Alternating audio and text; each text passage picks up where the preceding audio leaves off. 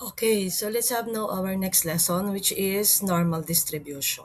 Okay, so this will be the learning objective of this lesson. So at the end of our discussion, you future engineers should be able to discuss normal distribution and its properties, determine area under normal distribution curve using standardized normal distribution table. So later, I will teach how to use the normal distribution table and find the probabilities of a normally distributed variable by transforming it into a standard normal variable. Okay, so for this lesson, I prepared two video lessons. So, sineparate ko yung objective number 3. Ayan ha, para mas makita ninyo or mas maintindihan ninyo. Okay, so let's start. Ayan. So let me have a short introduction. So the normal distribution, this is also known as the Gaussian distribution since the normal distribution is conceptualized by mathematician Carl Friedrich Gauss. Kaya yung distribution ipinangalan sa kanya. That is why yung other term or yung ibang tawag sa normal distribution is also Gaussian distribution. So it is a continuous, symmetric, bell-shaped distribution of a variable. Kung natatandaan nyo pa, nag-discuss ako ng types of distribution, di ba? And we have three, kung natatandaan nyo pa, we have the symmetrical distribution, we have the left skewed and the right skewed. So yung symmetrical distribution, yun yung normal distribution na tinatawag natin. Okay? So the known characteristics of the normal curve make it possible to estimate the probability of occurrence of any value of a normally distributed variable. So meaning mga anak, we can apply the Gaussian distribution if you have a if you have a evenly distributed variable. So meaning pag sinabi nating normal distribution, 'di ba, yung 50% falls on the left side of the mean and the remaining 50% falls on the right side of the mean. Kung natatandaan nyo pa, 'di ba? Okay. So, let's have the properties of normal distribution. So una, the distribution is bell-shaped. Ayan. Para siyang ano, 'di ba? Familiar naman kayo dito kasi na-discuss ko na 'to sa types of distribution. So para siyang ano, bell na nakataob. Yan. Okay? Tapos, the mean, median, mode are equal and are located at the center of the distribution. So, ganun ulit, kung natatandaan nyo pa, di ba? So, yung, para masabi natin na normally distributed ang variables natin, dapat si mean, median, and mode ay equal. Ibig sabihin, they have same values. So, since they have same values, pwede natin silang i-locate lahat kasi isa yung value nila eh, 'di ba? So pwede natin silang i-locate lahat dito sa gitna ng ating distribution. Okay? Since equal si mean, median, and mode, hindi siya pwede sa bimodal, hindi siya pwede sa multimodal. 'Di ba? Pang ano lang siya, pang unimodal lang siya. Okay? Then the normal distribution curve is symmetric about the mean. Ano ibig sabihin nun? So pantay dapat yung shape ng nasa left from the mean or dito sa zero. At ganun din dapat yung shape doon sa right. Kaya pag nag-drawing kayo, dapat, 'di ba?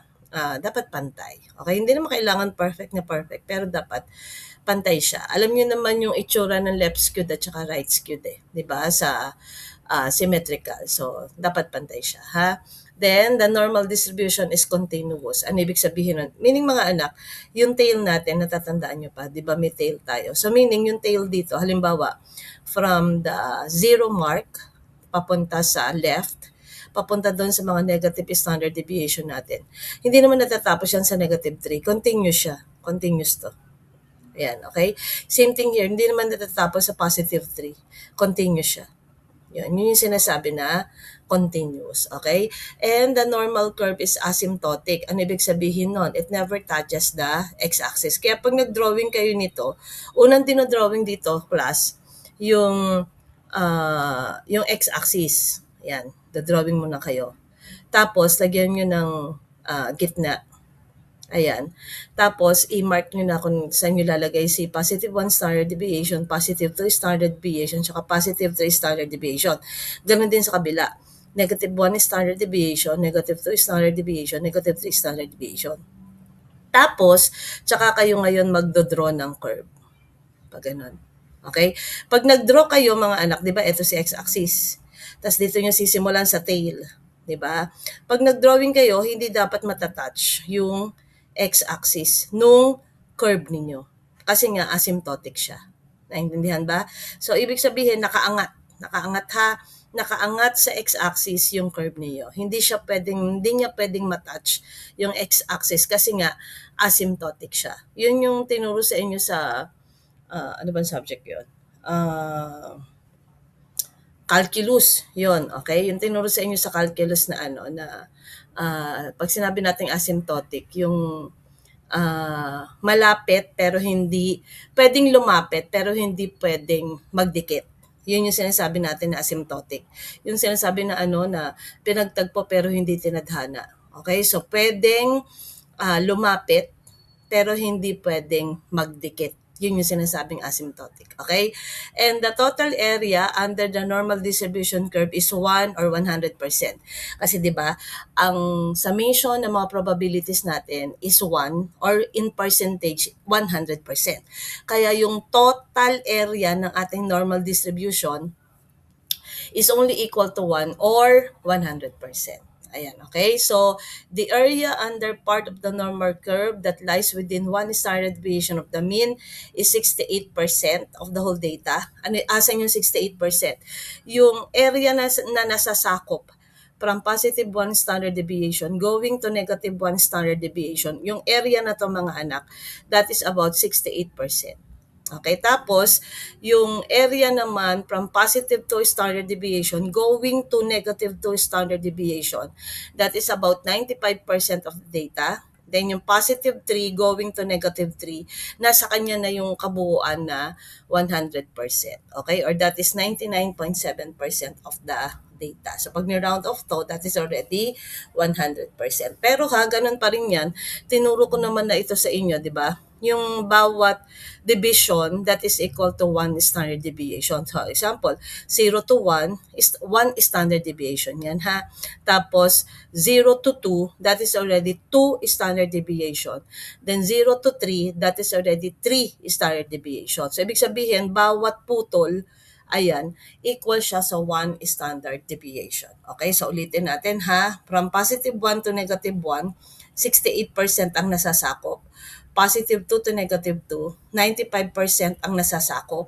Positive 3 to negative 3 is the total, which is 100% of your data. Ayan. Okay, next. Ayan. So, dito muna tayo ha, para lang mamaya pagka in-apply na natin siya dun sa ano natin, sa problem natin, naintindihan nyo na. Halimbawa, ang i-graph ninyo is 0.75. Please take note if it is positive or negative ha. Since meron nga tayong positive standard deviation at saka meron tayong negative standard deviation. So halimbawa, ang i-graph ninyo is positive 0.75. So kung positive, dito tayo sa right side from the mean. Ang mean dyan yung gitna, ha? Yung zero mark. Ayan, ito mean o mean. Yan, okay? So, halimbawa, positive 0.75. So, ibig sabihin, kung positive 0.75, bago mag-1. Diba? Sabihin natin, this is 0.5, 0.75. So, dito nyo ilalagay. Yan ha. Tapos halimbawa naman, negative 0.75. So negative siya, so therefore sa kabila tayo, sa negative standard deviation. Ngayon 'di ba, kung negative 0.75 yan, bago mag negative 1. So pwede niyo siyang ilagay dito. Ayan ha. So 0.75, ibig sabihin lampas ng kalahati, kaya dito siya. Ayan ha. So sa halimbawa naman, ang ipa-plot ninyo is sabihin natin negative 2.25. Negative 2.25. Okay? So, ibig sabihin, dito tayo sa negative. So, lalampas kayo ng konti dito sa negative 2. So, pwedeng dito, somewhere here. Lalampas nyo lang, konting-konti lang, kasi 0.25 lang naman yun. Ayan. So, therefore, kung positive 2.25 yan, ito yung positive 2, lampas lang kayo ng konti. Ayan, dito naman siya. Okay? So, halimbawa naman, i-graph ninyo is positive, sabihin natin, 2.75. Halimbawa, positive 2.75. So therefore, bago mag-3, di ba? So dito, somewhere here. Diyan yung 2.75. So kung negative 2.75, dito tayo sa kabila. Ayan. Okay? So, basta titignan nyo lang kung positive or negative, ha? So, pag positive, dito kayo sa positive standard deviation. Pag negative, dito kayo sa negative standard deviation. Tapos, tingnan nyo lang kung where in x-axis you're going to plot the given standardized score. Okay? So, tulad nga ng example ko kanina, kung 1.5, positive 1.5, so therefore, alam mo, lalampas ka sa 1. 'Di ba? Kung 1.5, gitna ni 1 at saka ni 2. 'Di ba? So, sa gitna mo ilalagay yung variable. Okay? So, same thing here sa kabila. Halimbawa, negative 2.5. So, that is between negative 2 and negative 3. So, sa gitna, diyan mo ilalagay. Ayan ha. So, I hope naintindihan ako ha. Okay. So, bigay na tayo na example. Ayan. Ay, sorry. Bigyan tayo example ha. So let's say find the area under the standard normal distribution curve between z value 0 and z value positive 1.85. Wala kayong nakikitang negative dito, so that is 1.85. Okay? So, una yung gawin class, yung curve. Eto mga anak yung asymptotic yung sinasabi ko. Hindi nyo itatouch yung tail sa x-axis. Same thing here. Hindi sila magta-touch. Pwede silang magkadikit, magkalapit, pero hindi pwedeng magdikit. Yan, okay? Tapos, locate natin nasaan si, so gawa muna kayo ng x-axis, ng x-axis ha. Gawa muna ng x-axis. Tapos, gawa kayo ng vertical line sa gitna. Gitna. Tapos yung gitna, lagyan nyo ng 0. Tapos ito, hatiin nyo na. 1, 2, 3. Sa kabila, negative 1, negative 2, negative 3. Ganun ha, yun ang unang gagawin ha. Ulit. Unang gagawin, gawa ng x-axis. Tapos gawa ng y-axis. Hindi lalampas ha, hanggang dito lang. Tapos hatiin nyo na yung division nyo. Positive 1, positive 2, positive 3. Negative 1, negative 2, negative 3. Tapos tsaka kayo mag-draw ng curve. Yan ha. Hindi naman kailangan perfect na perfect, pero dapat pantay. Yan ha. Yun muna ang gagawin ha. X-axis, tapos vertical line, tapos hatiin sa tatlo. Positive dito, negative dito. Tapos draw ng curve. Ganun ha. Okay, next. Tapos i-plot ninyo kung ano yung binigay. Sabi dito, ang kinukuha natin is yung area under the standard normal distribution curve between 0. Yung 0 nasa gitna na. And positive 1.85. Z value 1.85. Ang base dito, Z value 1.85. Z value equal to 0. Ganun ang base dyan, ha? Okay, so kung 1.85 yan, bago mag-positive 2. Diba? Kasi 1.85 yan eh. So, bago mag-positive 2. So, let's say, andito si positive 2. Let's say lang ha, kasi pixelated yung picture. Let's say, dito yung positive 2. Kaya dito nakalagay si 1.85. Tapos, i-shade nyo tong area na to. Ha? Ibig sabihin, itong area na to, yung hahanapan natin ng probability. Okay? Pero dito, ang kagandahan dito, gagamit na lang tayo ng table. Okay? Pero, hindi ganun to kadali. Gagawa kayo ng expression na to. Ang tawag ko dito, Gaussian expression. Ayan. Ako lang ang tumawag ng ganun doon, ha? So, ang tawag ko dito, Gaussian expression. Okay? So, paano to ginagawa? So, probability, P, tapos si z-value lagay nyo sa gitna. Si z-value muna ang isulat ninyo. Z-value. Tapos, in 0 to 1.85 ito. Nasa left side ni z si 0. Nasa right side ni z si 1.85.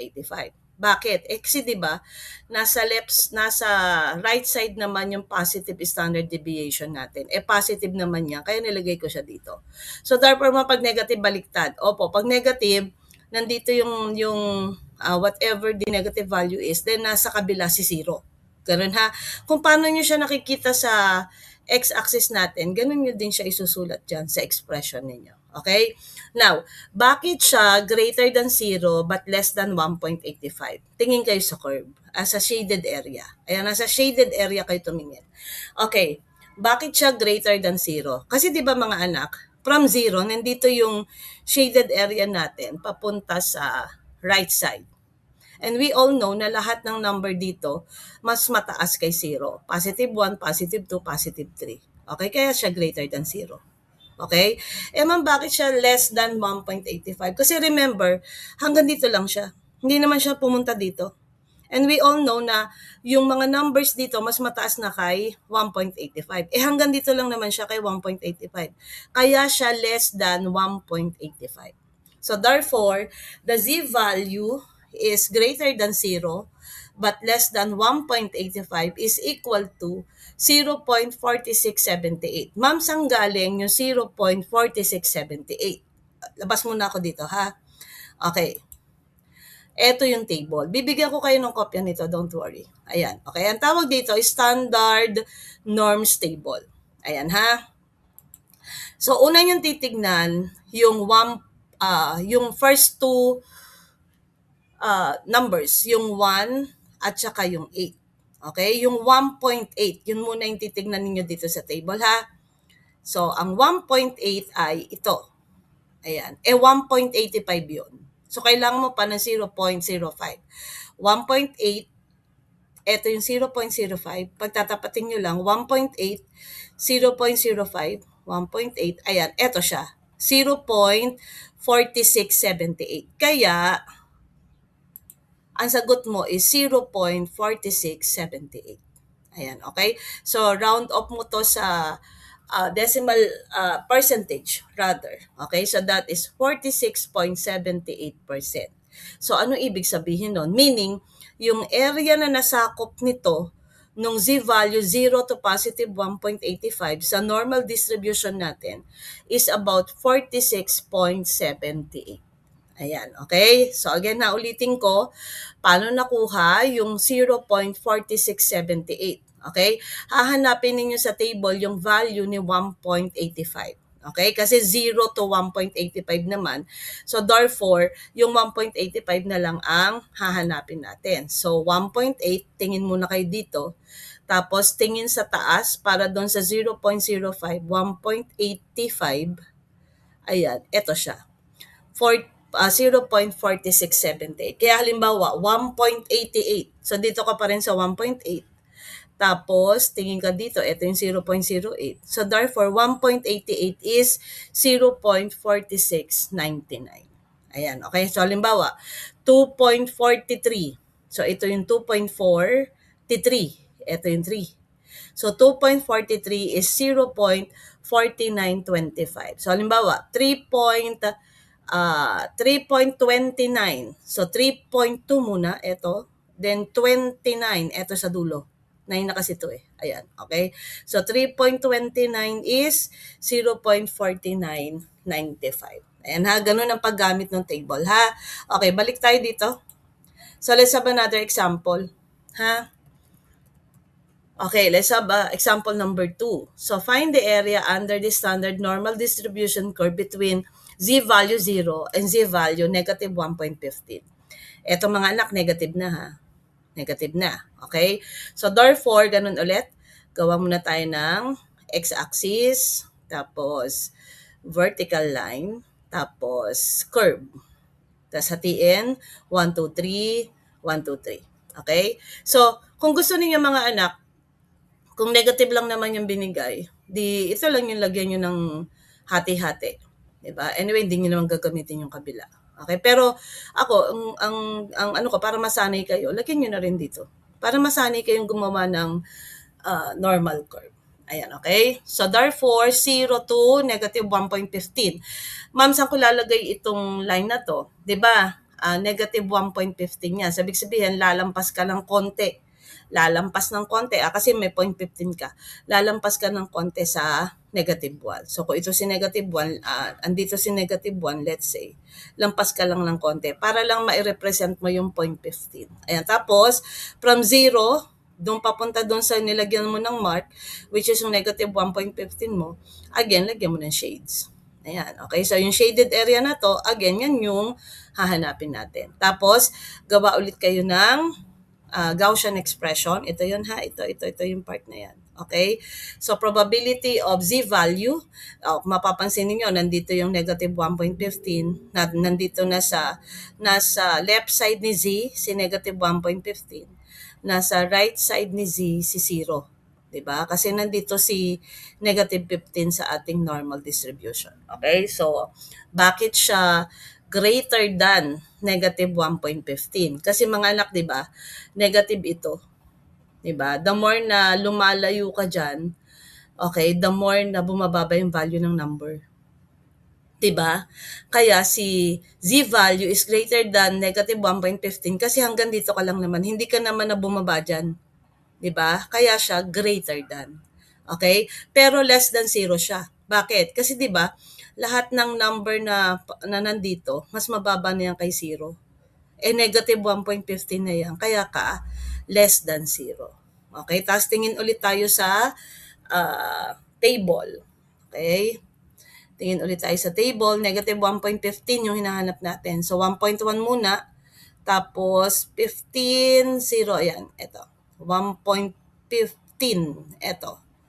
So, that is 0.3749. Ayan. Kaya siya 0.3749. O, that is about 37.49%. Ayan. Okay? Next. Yan ko lang para mas makita nyo. Okay, number 3. O, ito. Find the area under the standard normal distribution curve to the right of z positive 1.15. To the right ha, to the right. So, ganoon ulit, s-axis muna, tapos vertical line, tapos curve. Okay, tapos 1, 2, 3, tapos plot ninyo yung positive 1.15. So, kung positive 1.15 niya, lalampas lang kayo ng konting-konti sa positive 1 standard deviation. Tapos, sabi, to the right. 'Di ba kung ito yung line ni 1.15, ito ang left side niya, ito ang right side niya. Kaya ito, lahat ito, i-shade ninyo. Kasi sabi naman, to the right. So, ibig sabihin, lahat ng nasa kanan ni 1.15. Kaya itong buong ito ang i-shade ninyo. Okay? So, anong gagawin dito? Okay, ganito gawin natin. Kunin nyo muna yung area from 0 to 1.15. Ito yon ha, yung walang shade. Pero hanggang dito lang ha, huwag nyo isasama tong kabila. Okay, ito lang. Mula lang sa 0 to 1.15. Ito lang ha, itong kulay puting to. Yan muna yung kunin ninyo yung area. O, tinuro ko naman na kung paano, di ba? Gawan ninyo ng Gaussian expression. So, z-value is less than 1.15. Bakit? Kasi hindi naman na tayo lumampas sa 1.15. Ito ha, ito yung white lang ha, hindi siya lumampas sa 1.15. Kaya less than 1.15. 'Di ba? Pero greater than 0 na 'yan. Bakit? 'Di ba lahat ng number papunta dito is mas mataas kay 0. Kaya less than 1.15 but greater than 0. Tapos ganun ulit, kunin niyo ulit sa table yung 1.15, ito yung lalabas. Pero hindi pa ito yung final answer. Okay? Kasi ang hinahanap natin is to the right of the z-value 1.15. So, anong gagawin natin? So, di ba meron ka ng z-value ng 0 to 1.15? Ito yon, di ba? Yung 0.3749. Di ba mula 0 papunta dito, kalahati yan ng normal curve natin. So, 0.5, kalahati eh. Di ba? 50%, 0.5. Kaya, ang gawin natin, ibawas natin ito, yung 0.3749 sa kalahati. So, that is why 0.5 minus 0.3749 will give you 0.1251. Yung 0.1251, yun yung sagot natin. Pero mga anak, gagawan ninyo ulit ng Gaussian expression. Ang alin ma'am? Yung hinahanap talaga natin. Yung to the right of the z 1.15. Paano yon? Probability of z, wala nang 0 ha, kasi to the right of z positive 1.15 ang gagawin natin. Okay? So the z value is greater than 1.15. Ma'am, bakit greater than na? Kanina less than. Kasi ang tinitingnan na natin yung shaded part. Yung kanina, yung unshaded part ang tinitingnan natin. This time ito na. Di ba, lumampas ka na sa 1.15 and we all know na papunta na yan sa positive 2, positive 3 which is already greater than 1.15. Kaya, z value is greater than 1.15 equal to 0.5 yung buong kalahati minus yung nakuha nating z value ng 0 to 1.15 which is the 0.3749. Therefore, the answer is 0.1251 or that is 12.51%. Ayan, okay? Next, number 4. find the area under the standard normal distribution curve of z-value to the left of z-value, negative 1.85. So, to the left naman ha, at saka negative ito. Oh. Tandaan ninyo ha, nagmamatter kung positive or negative. Since meron tayong negative standard deviation at saka positive standard deviation. So, dahil ito ay negative, pupunta tayo dito sa left side ng ating normal curve. Okay?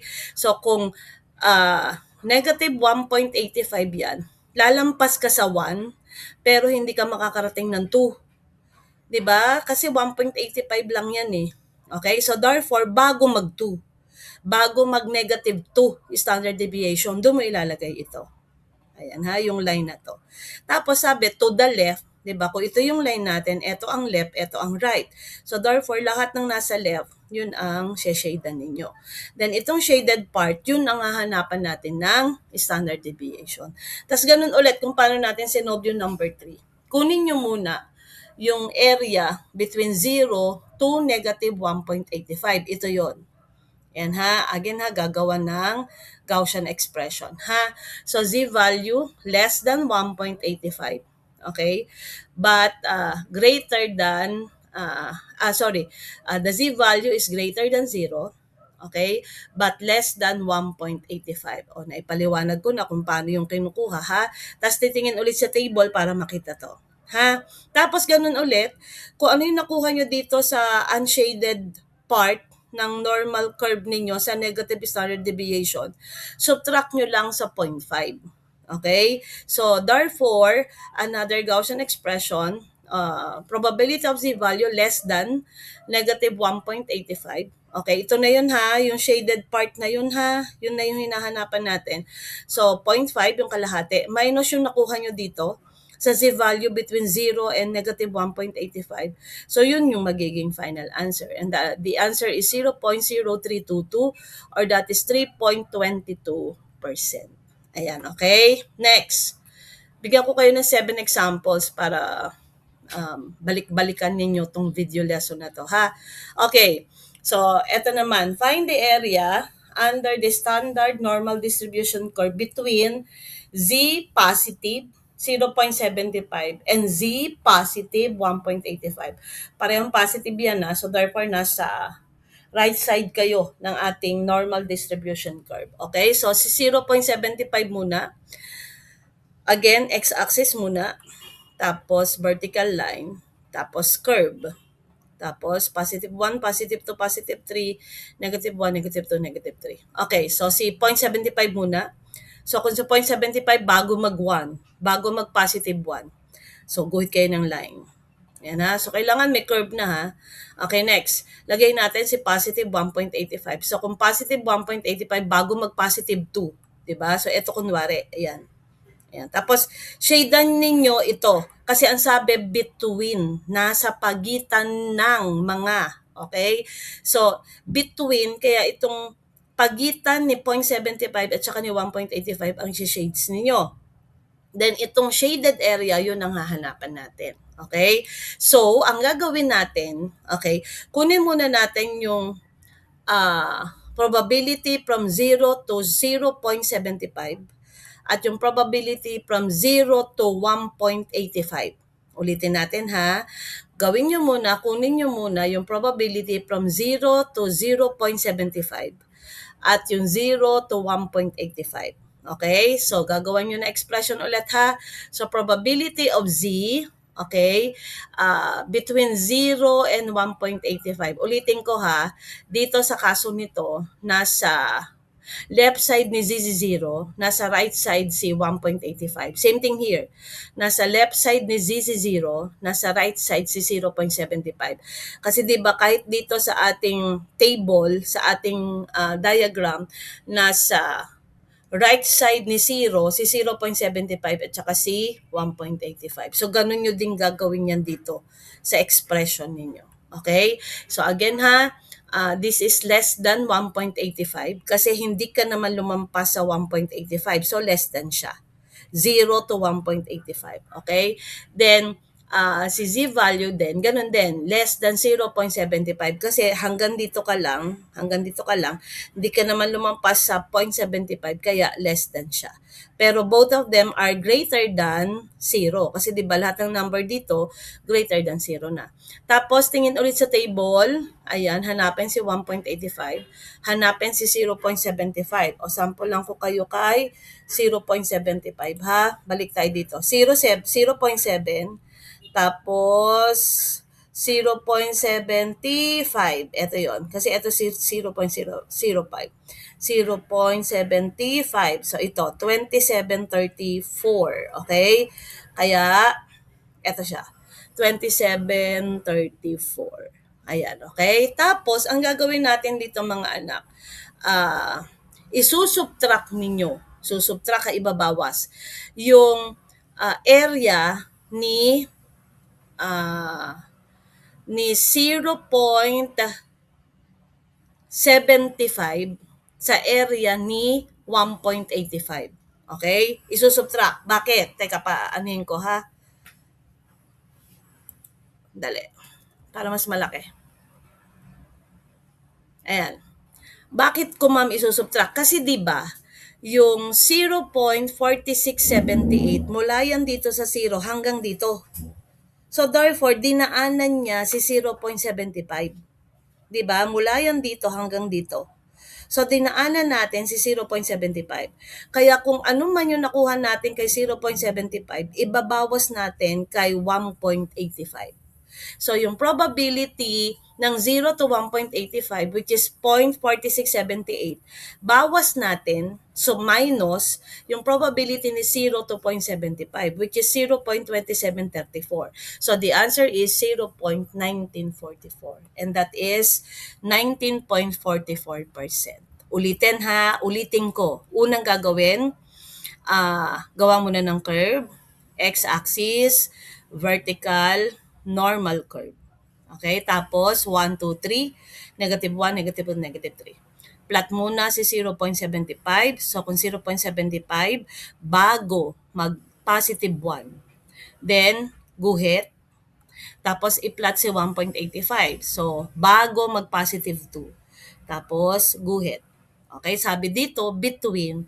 So, isi-shade niyo is yung pagitan ni 0.75 at saka ni 1.85.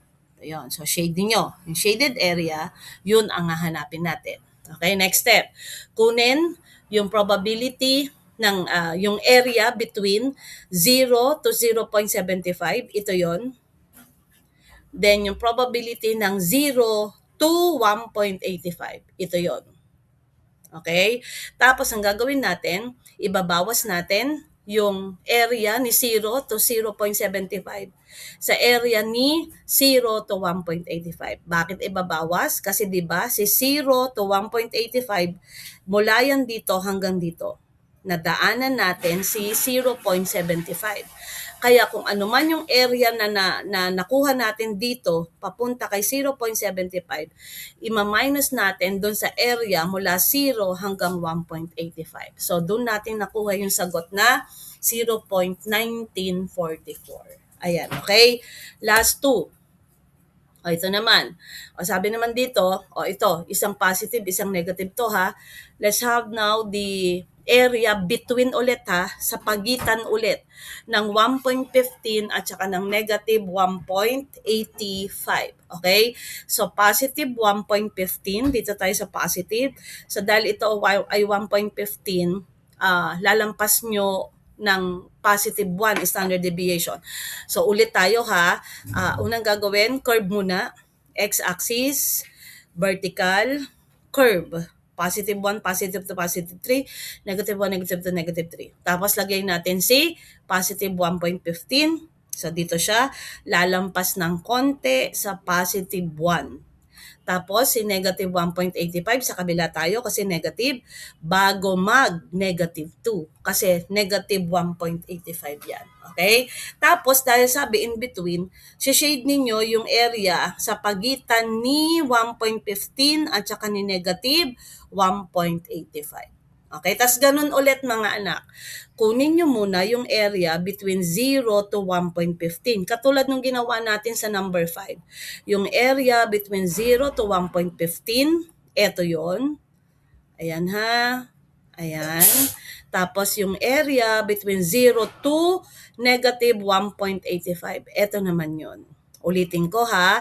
Pag negative na, si 0 nasa right side ni Z, then yung value nasa left side ni Z. Okay? Kasi 'di ba dito, tingnan niyo lang yung pwesto dito. Kung nasa left side ni 0, nasa left din siya dito. Pag nasa right side ni 0, nasa right din siya dito. Ayan ha, huwag kayong magkakamali doon mga anak or else I will not accept your answer. Okay? So, ulitin ha, kunin yung area 0 to 1.15. Ito yon.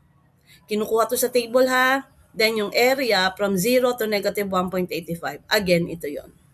Okay? This time, i-add naman natin.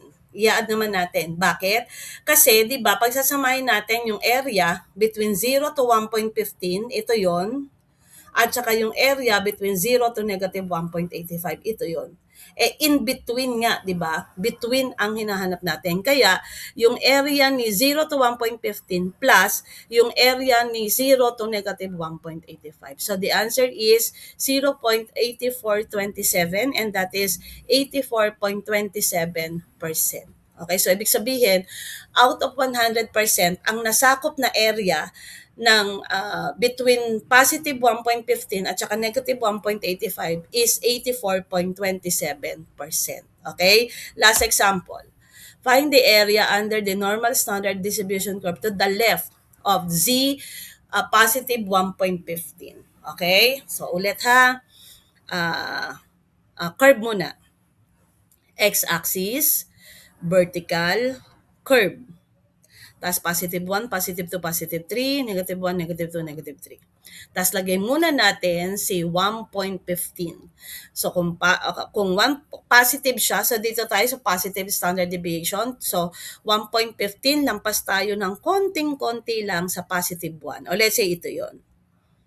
Ayan yun ha. Tapos sabi dyan, to the left. Kung ito yung line ni 1.15, ito yung right, ito yung left. So kung to the left, lahat ito. 'Di ba? Sakop yung kabila kasi sabi to the left. Ayan ha. So itong shaded area, yan ngayon ang hahanapan natin ng value. Okay? So ang una nating gagawin, ito wala na tayong problema dito kasi alam na naman natin na ang kalahati nito ay 0.5. 'Di ba? Itong buong kalahating ito 0.5. So therefore, kulin lang natin excuse me, yung C value ni 0 to 1.15. Okay? So, Z value of 0 to 1.15, that is Z less than 1.15. Ito ha, ito, mula dito sa 0 hanggang kay 1.15. Yun muna yung hahanapin natin ha. Okay, so Z value less than 1.15. Bakit less than? Kasi hanggang dito ka lang kay 1.15, hindi ka naman na lumampas. Diba? Lahat ng number dyan, mas mataas na kay 1.15.